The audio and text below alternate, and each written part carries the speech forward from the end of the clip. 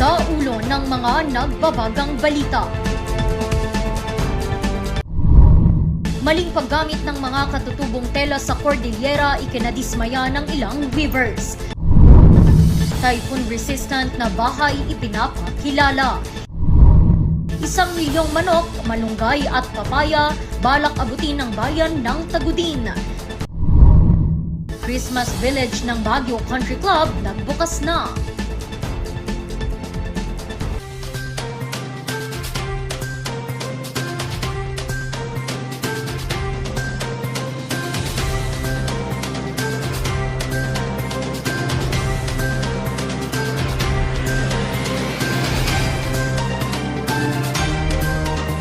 Live from the studio of RNG Luzon, this is Luzon Headline. Naimbag malam amyanan na Luzon.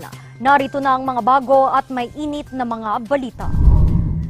Hindi ikinatuwa ng ilang weavers ang paggamit ng mga Cordilleran textiles sa mga makabagong fashion trends. Kung bakit alamin sa report na ito. Pula para sa katapangan. Itim para sa kalupaan, dilaw para sa mga bundok at kayamanan. Yan ang ilan sa mga kahulugan ng mga pangunahing kulay na makikita sa mga traditional Cordilleran textiles. Bawat disenyong nakaborda, may kalakip na kwento ng kanilang kasaysayan. Kaya kung titingnan ninyo yung mga colors, of course they will follow the red, black, blue, at saka yung white. Pero ibang tint na nakikita nyo, ibang tint. Pero yung talagang original color ng Benguet is yung talagang magandang blue, magandang red, gano'n. Ngayon, ang mga textiles na ito madalas na rin gamitin sa iba't ibang fashion trends. Gaya ng Cordilleran designer na si Julien. Yung aim ko dito talaga is to promote our Cordilleran textiles, tulungan yung mga local weavers natin dito para at least hindi mamatay yung kultura ng paghahalo. Iba kasi is commercialized na. So, nagpo-produce na yung mga weavers natin ng mga modern na designs. Yung mga modern na designs na yun, pwede na natin siyang gawin gamitin sa mga sa mga damit natin, pwede pang table runners, pwede mga gamit sa bahay or sa mismong casual wears or formal wears natin. Ang problema, minsay hindi raw angkop ang paggamit at pagkahalo-halo ng iba't ibang kulay at disenyo ng ilan sa paggawa sa mga kasuotan at kagamitan. Para kinyas lang ay man ako, matmaingay kay nga paray kong matlaan na kulay. Kasi nga yung matmaingay kay man nakikita ko mo di ay bahag si kalingga ko nam. Para kalingga lang ita tapos kinalam di bahag ti kalingga tapos kinargaam di sa bali na kulay na. Kasi nga yung matmadi na talaga itsuranan ko. Tila hindi raw nare-respeto ang kultura ng mga Cordilleran dahil dito. May sangat try na ada iti colors, dagijay colors na talagang nakukuunda, nga color iti baag da or tapis da. Adangan yan yung pinili na iti wow, red. Kung masapo yung agsusulot na bigay ko. So, kasari gano'ng tuladan da mali ever na tuladan da. Kasi nga pinili nga mabastos da. May ijay color da, kung ijay design da. Kasi nga kinyada gano'n da, pinili na. Ngayon, yung mga hindi pwedeng gamitin dyan is yung traditional na attire natin like mga tapis, kahags, death blankets. So, kailangan din natin ma-educate yung mga kapwa Cordilleras natin and yung mga enthusiasts ng kultura natin na ano yung mga dapat hindi at saka pwedeng gamitin, hindi dapat at saka pwedeng gamitin na textiles. Wala naman daw masama sa pagmomodernize ng mga Cordilleran textiles. Pero hiling nila'y iba yung pag-aaral tungkol sa kultura ang unang isagawa upang hindi tuluyang masira o maiba ang kahulugan at rene-representa ng bawat kulay at disenyo ng mga textiles ng rehiyon. Ren de Guzman para sa Luzon Headlines. Bagong atraksyon ngayon sa Tublay Benguet ang isang parke na mala United Kingdom. London Bus, Union Jack Flag, telephone booth, sinong mag-aakalang hindi mo na kailangan ng plane ticket para makapasyal sa United Kingdom. Hello, welcome to Beacon Hill. Come in please. Mayroon na kasing parkeng United Kingdom-inspired sa Tublay Benguet. Itinayo ito ni Juliet. United Kingdom is my second home country, and that has been my butter and bread and butter.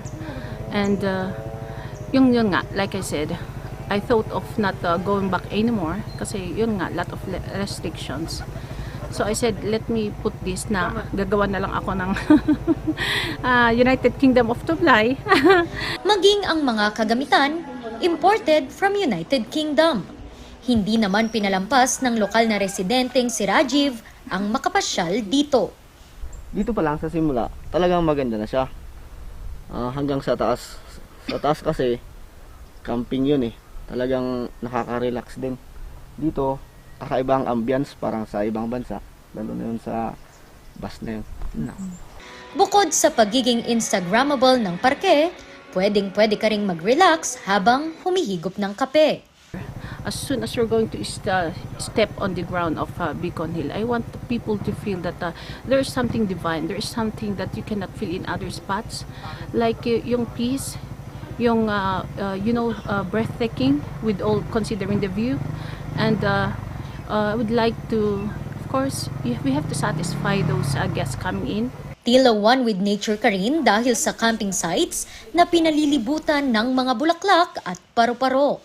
Ang butterfly kasi, pares siya talaga ng mga bulaklak. So, pag nakikita mo yung butterfly, gumagalaw-galaw, napakasigla. So, it symbolizes happiness and strength.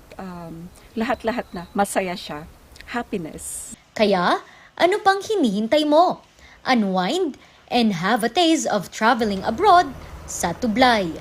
Randy Guzman para sa Luzon Headlines. 1,000,000 manok, papaya at malunggay. Ito ang target na maabot ng pamahalaang bayan ng Tagudin, Ilocos Sur upang mapanatili ang seguridad sa pagkain at oportunidad para sa mga residente. May kwento si Charles Limon. Kilala ang bayan ng Tagudin sa tanim na malunggay. Katunayan, naabot na ng bayan noong 2011 ang 1,000,000 malunggay na itinanim sa bayan. We started it way back mga 2010, 2011. It was very feasible kasi marunggay is endemic. In Ilocano, it's marunggay. Endemic dito Tagudin, it's endemic, meaning to say it has thrived here since then and it easily grows. Wherever titingin ka, may malunggay ka agad. Pero ngayong taon, mayroong balak ang bayan na gumawa ng bagong titulo. Ito ang 1,000,000 malunggay, 1,000,000 papaya at 1,000,000 manok. Nagkaroon kami ng executive legislative agenda for my last term as a mayor. Ngayon nga, ay naungkat na naman namin ang 1,000,000 malunggay. Lumabas na naman ng breakthrough ang malunggay na nasamahan ng papaya at saka 1,000,000 na papaya at saka 1,000,000 na manok.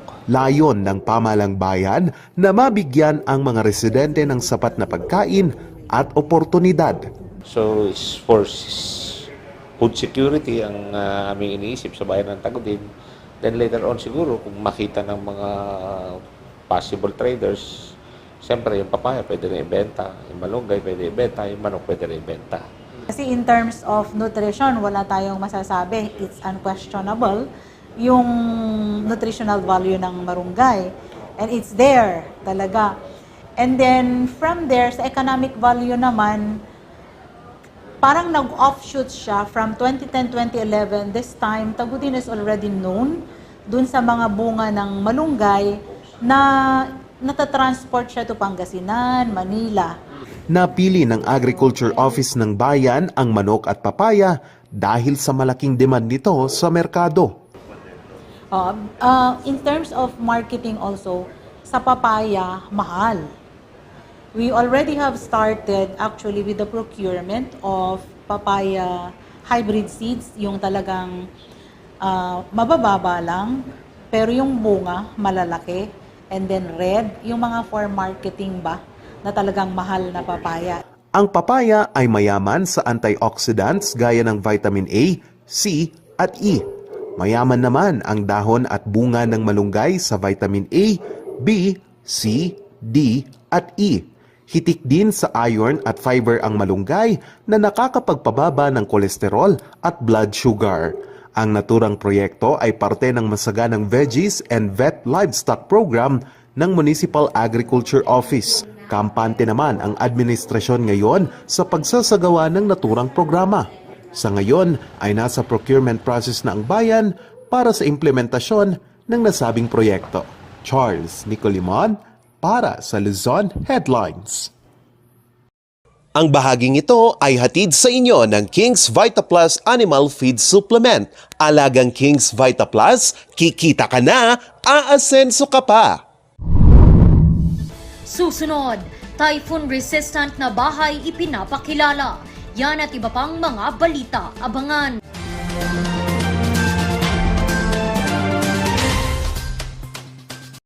Alam nyo ba, mga kaibigan, na ang King's Vita Plus Animal Feed Supplement makakatulong upang mas lalaki ang iyong savings sa pag-alaga ng mga hayop dahil ito sa isang box ng King's Vita Plus Animal Feed Supplement sapat na makapagbigay ng 20 kutsara sa nasabing suplemento. Huwag kalimutan na sa isang kutsara ng King's Vita Plus Animal Feed Supplement, maaaring i-mix ito sa isang galon ng tubig o isang kutsara sa 3 kilo ng feeds at ibigay ito araw-araw. O diba, sa maliit na gastos, subalit mabilis ang pag-asenso. King's Vita Plus Animal Feed Supplement mabibili sa mga Agrivet stores. Ang maagang konsultasyon ay mahalaga sa pagkusa ng sakit na dengue. Ngunit, ang tanong ng sambayanan, sapat nga ba ito? Masikasi, maliksi, protektado at mapagmatyag, yan ang dapat mong taglayin. Hanapin ang pinagpupugaran at wasakin. Hello? Nahanap ko na po yung lungga. Kailangan ko na po kayo. Sige po, Master. Suportahan ng fogging at fogging. Matapos ito na, mosquito man. Pauliniment! Masakit ba ang likod, ang kasu-kasuan? Namimitig o masakit ang iyong kalamnan? May rayuma, arthritis o nahihilo? May stiff neck, flatulence o masakit ang ulo? Sa Pauliniment,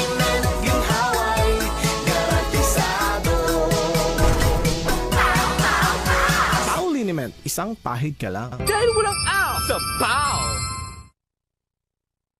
Bulok, maliliit at hindi ba malusog ang inyong mga halaman? Omega Green ang kasagutan.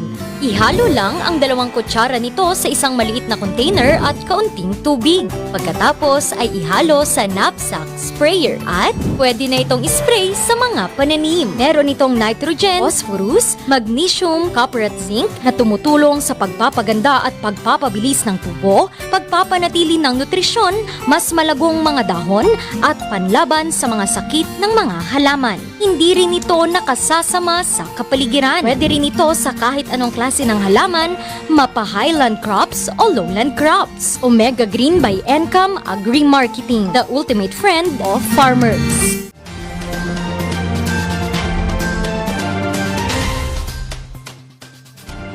Dahil sa malalakas na pagtama ng bagyo sa bansa, isang typhoon-resistant na bahay ang nais ipakilala. Atin niyang silipin sa kwento ni Sofia Pagaduan.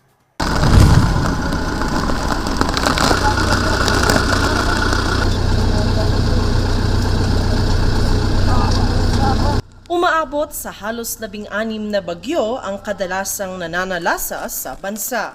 Isa sa mga madalas na naaapektuhan dito ang Bicol Region. Taong 2020, nag-iwan ng matinding pinsala sa rehiyon ang bagyong Rolly. Kaya ito ang nagtulak para kina Renzo na magdisenyo ng bahay na typhoon resistant. When Typhoon Rolly came, nahihirapan po kami mag-move ng gamit pataas ng bahay, nahihirapan po kami mag-preserve ng aming mga belongings, and yun nga rin po, yung pets namin nahihirapan. So, a few more days after that, nung bumalik na yung kuryente, nakita namin yung news, maraming na-devastate na tao. Decided to design a typhoon-proof housing because yun nga rin is one thing designers are trying to push forward in Philippine architecture is typhoon-proof resistant designing, which is we want to advocate for that to be a highlight of future developments. Kanya ring ipinaliwanag ang basihan ng tinatawag nilang cuboid house. At this cube, usually cube to, diba? Yung nakita natin sa shape ng building is this, right? Kapag may wind. Well, if you fasten these 4 points, kapag may impact ng wind, hindi po siya bibigay agad-agad. Bago isa publiko ang typhoon-resistant na bahay, mabusisi muna nila itong pinag-aralan. Sa ngayon, nagsasagawa pa sila ng karagdagang mga simulation tests upang patibayin ito. 5 winds po, kaya na po niya na simulate namin yung test niyan. And yung kailangan na lang po namin i-test is yung hygrometer, which is humidity and temperature inside the house and outside the house, which is what we're still trying to do. Nagkakahalaga ang cuboid house ng 1 milyong piso. However, we have to pay respects to our laborers and to the market dealers because we have to be fair naman po with the market and with our people naman po. Now we're working on multiple financial options for people because we sense that during our opening, lots of people have different means of payment, so we have to adapt to them. And Maaari ding makatulong ang disenyo nila Renzo sa mga proyektong pabahay ng pamahalaan. Various improvements and various uses for cuboid house. We want this to be used for classrooms specifically, other than housing. Kasi nakita po natin na each and every time na dumadaan na bagyo, nawawalan po yung gobyerno ng onting pera kaka-maintain. So if we manage to design a structure like that, yung typhoon resistant naman po na structure, maybe the government doesn't have to pay for fixes or pay for repairs. Umaasa sila na wala ng Pilipino ang mangangamba sa panahon ng unos. Bukas ang grupo sa gustong magbigay suporta sa kanilang proyekto. Sofia Pagaduan para sa Luzon Headlines.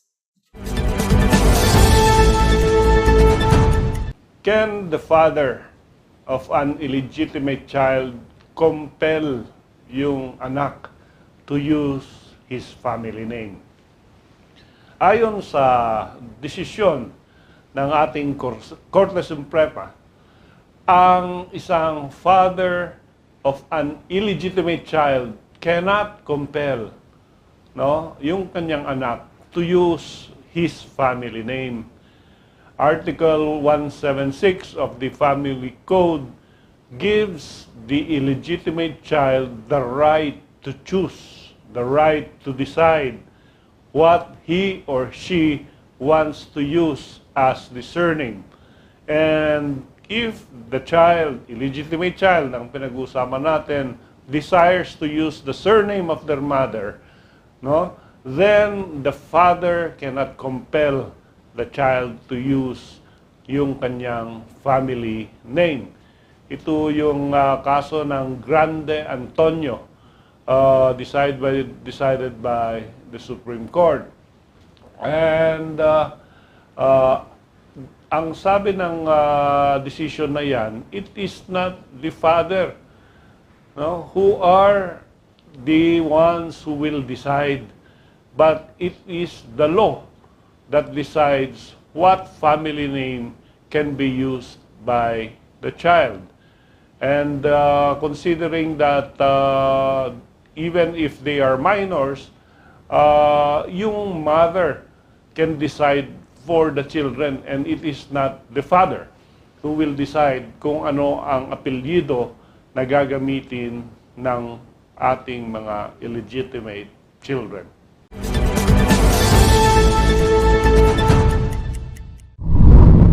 Susunod, Christmas Village ng Baguio Country Club binuksan na. Ang kwento abangan.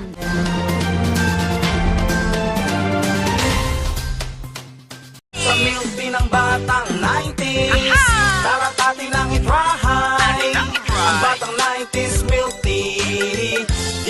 magsisisi, promise. Sa milky ng batang 90s. Bizarre Music offers a complete line of musical instruments.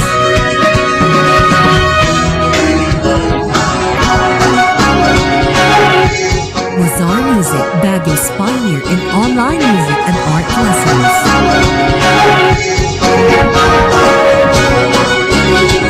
Bizarre Music, bringing music closer to your hearts.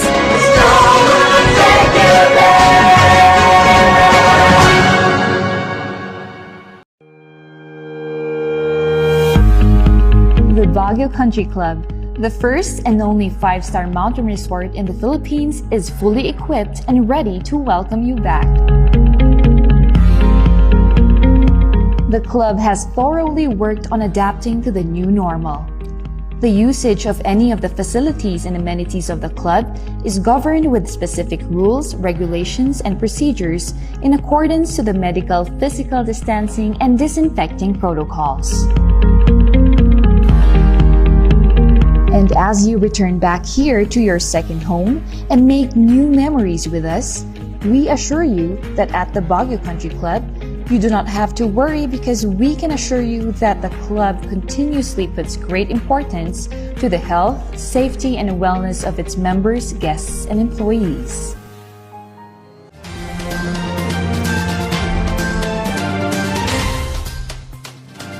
Dagsa na ngayon ang mga turista sa Baguio City.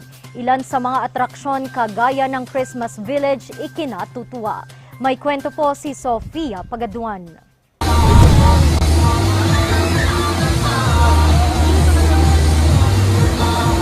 Mga kumukutitap na ilaw, naggagandahang mga Christmas decorations, na sinamahan pa ng malamig na panahon, iyan ang sumalubong sa mga dumalo sa pagbubukas ng Christmas Village ng Baguio Country Club. Dagsa ang mga turista mula sa iba't ibang panig ng bansa. Say hello!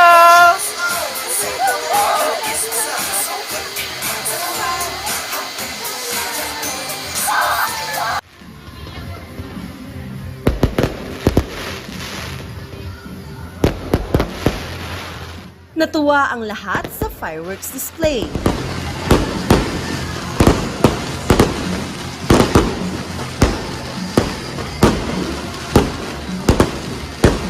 Ang magkapatid na sina Trisha at Jasmine, aliw na aliw sa paglalaro ng snow. Anong gusto mo namang nakita mo dito ngayon? Snow. Masaya kayo na nandito kayo? Apa. Ang pamilya Tolete naman, nanggaling pang Davao. Super ang saya, hindi namin in-expect na ganito pala ang Baguio. Very welcoming talaga, very welcoming. Ang magkaibigan namang Jason at Haina, kahit na taga Baguio ay hindi pinalagpas ang pagbisita. Masaya naman kasi kahit taga Baguio ako, nakikita ko na madami ding mga turista. Actually, last year, sabi ko nga akala ko wala nang ganito kasi pandemic, di ba? So ngayon sabi namin hindi na namin sasayangin yung time. Malaking oportunidad naman ang hatid ng Christmas Village kila Realyn at Adrian.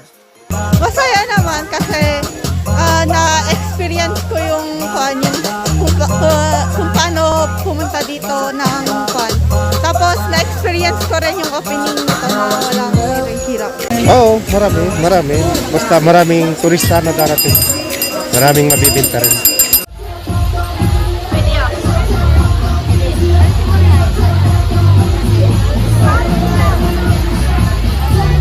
Ang tema ngayong taon ng Christmas Village ay Oriental Winter Wonderland. May mga live musical performances,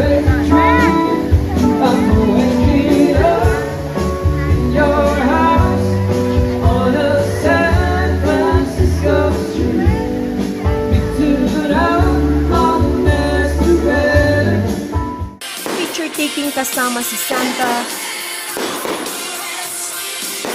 mga Japanese and Korean characters, at syempre, ang inaabangang snow show.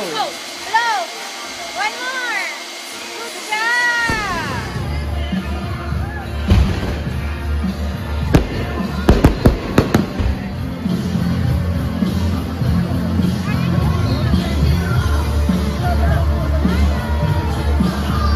since nag-pandemic, 'di ba, hindi ganito ka-welcoming yung nangyaring pagbubukas ng Christmas Village. And ngayon 2022, masaya kami kasi na-open na siya ng totally na lahat pwedeng i-welcome dito, lalo na sa mga bata. And especially yung Christmas Village talaga is made talaga for the kids.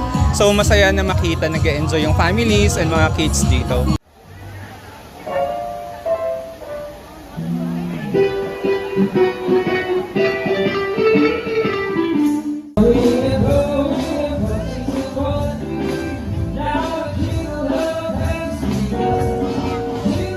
Isa lamang ang Christmas Village na ito sa dapat abangan ngayong Christmas season sa Baguio.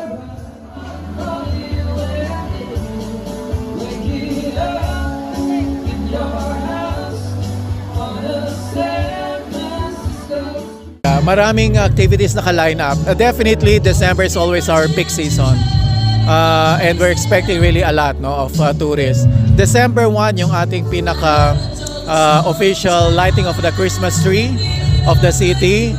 And then afterwards, we are organizing a special show by the PMA and Ballet Baguio, the Nutcracker special show. This is going to be open to the public. And then we will have a special garden, Christmas garden feature at night sa Botanical Garden.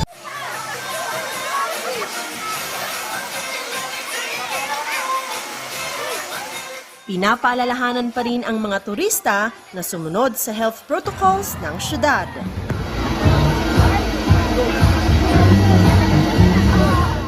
Patuloy ang Christmas is just around the corner. Kaya naman wag nang palapasin ang pagbisita sa mga atraksyong katulad nito. Mula rito sa Baguio City, Sofia Pagaduan para sa Luzon Headlines.